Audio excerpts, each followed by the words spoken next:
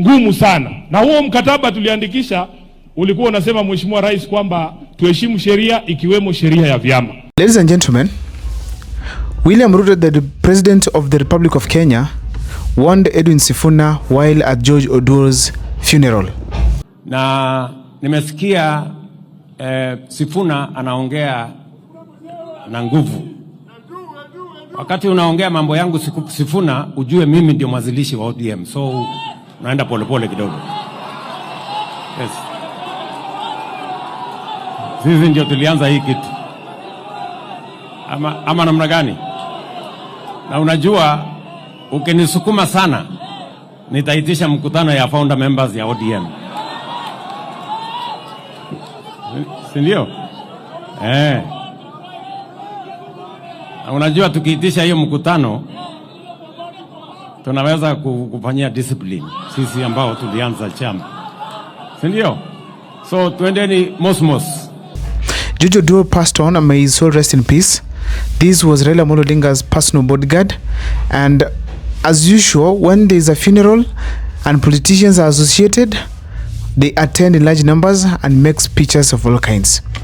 So this time round, there were so many speeches that were made that the one that caught my attention, it is that of William Ruto, and thereafter I went back to watch that one of Edwin Sifuna to find out why President William Ruto had to literally warn Edwin Sifuna in front of Raila Amolo Odinga and while in Siaya, which is actually the mother of the ODM party. Now I went back to looking at Edwin Sifuna's speech, and I realized there was nothing serious that could have really made William Ruto to literally make such an angry sentiment towards Edwin Sifuna. Therefore, I started asking myself, what are these reasons? That is going to form the basis of this analysis here today. But before I take you through, please kindly, if this is the first time you're watching my videos, please kindly make sure that you subscribe, like, and comment, because that is the best support you can always give this channel. Number one in my list, it's the criticism that Edwin Sifuna has been constantly making to President William Ruto's government. Most serious criticism was seen during the times of the Adani taking over the Kenyan airport, JKIA. And Edwin Sifuna and Richard Onyonka were the top of the voices asking questions that were sentimental to the Kenyans, because we wanted to know exactly what is the intention behind the Adani deal on their JKIA. But I can assure you, CS, it doesn't matter how you explain this deal, the people's mind is made up on Adani. Please, abandon this deal. We will lose nothing. These questions did not augur well with President William Ruto, Raila Amolo Odinga, or their allies. The constant criticism, or maybe the questioning of Edwin Sifuna while in Parliament and outside Parliament, more especially on TVs, was one of the reasons as to why Kenyans were much more concerned about the selling of the Kenyan airport. So therefore, this kind of a thing affected President William Ruto immensely. Why am I saying it affected him?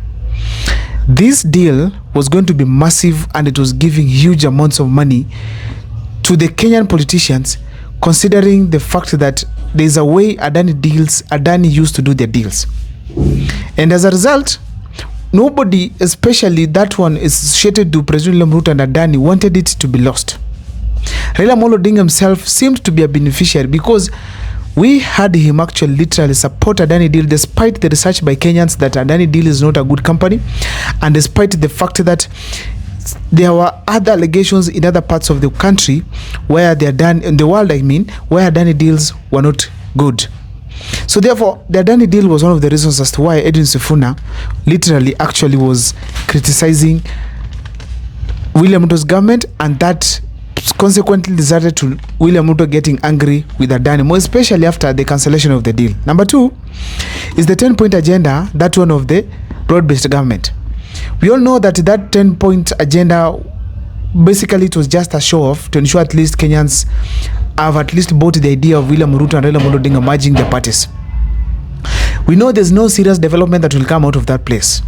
It will be just the continuation of the normal things that have been happening, stealing here and there, tenders here and there, people getting rich and moving to choppers across the country. So constantly Edwin Sifuna has been talking about this, that is ticking, is looking closely to see that all those things that were agreed upon in the agreement are going to be honored. And we know William Ruto gets pressured by this because it was not serious. It was just a formality simply to merge the ODM party. So the moment he does this, William Ruto gets angry about it. Another thing I want to talk about is the failure to abide to the broad-based rules. That could be a reason as to why William Ruto had to warn Edwin Sifuna. Why? The broad-based requires that there are no questioning. If it's a bill in parliament, it's just passed without questioning or even reading at times because Baba Mesoma. If it is anything to do with government, there's no criticizing. But now Edwin Sifuna has come out as the ODM Secretary General to constantly criticize what is happening in government. And as a result, William Ruto has gotten annoyed about that, and it feels like Edwin Sifuna is going against the norms of the broad-based government. Raila Amolo Odinga as well is annoyed, and that's why William Ruto had to go ahead and warn Edwin Sifuna on his utterances, literally in front of Raila Amolo Odinga. Literally in front of Raila Amolo Odinga. Another thing I want to talk about here is the fact that Edwin Sifuna has been consistent. Apart from just criticizing, there's this criticism you make, you disappear. You make, you disappear. People might take you as a joker. But now Edwin Sifuna has been constantly criticizing these people. Constantly criticizing them. And this does not augur well the broad-based government and Raila Amolo Odinga with William Ruto. So therefore, William Ruto and ODM entirely, it is not happy with Edwin Sifuna.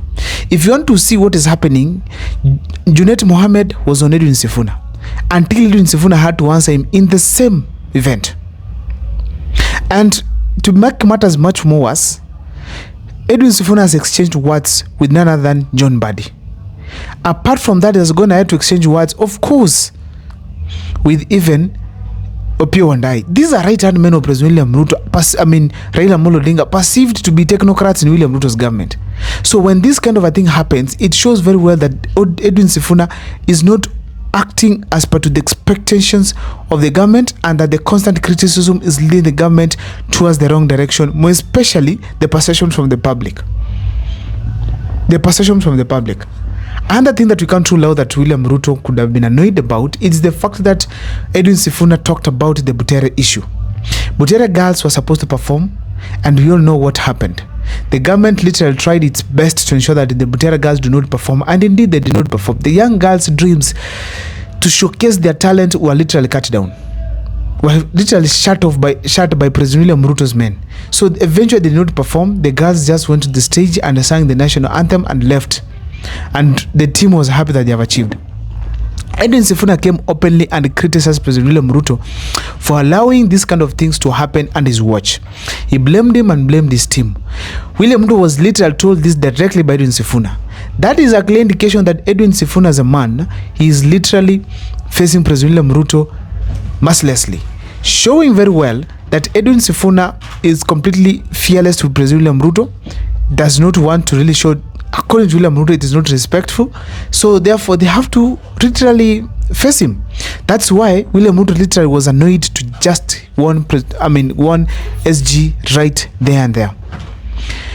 Another thing I cannot forget here, it is the fact that Edwin Sifuna is attracting the youth toward his side. So constant criticism is slowly agitating the youths. Not agitating the youths, agitating William Ruto, because the youths turn against him each and every day. So as a result, we realize that William Ruto is not winning in any way to get the youths to his side. So he has to get annoyed with Edwin Sifuna. I'm very sure that Edwin Sifuna is on his way from ODM. Considering the way he's behaving and the way Raila Amolo Odinga and his men are behaving, now William Ruto adding more weight, the fact remains that Edwin Sifuna is going to be kicked out of ODM party. They have just given him some time, and probably very soon Edwin Sifuna might resign or literally decide to quit, or maybe be forced to quit the ODM party, because it is completely unbearable to President William Ruto and even Raila Amolo Odinga and his men. I don't know what is your take, but please let me know in the comment section what you guys think. Please make sure that you subscribe, like, and comment for the videos that we do here. My name is Abel Mukua. Kindly engage me in the comment section.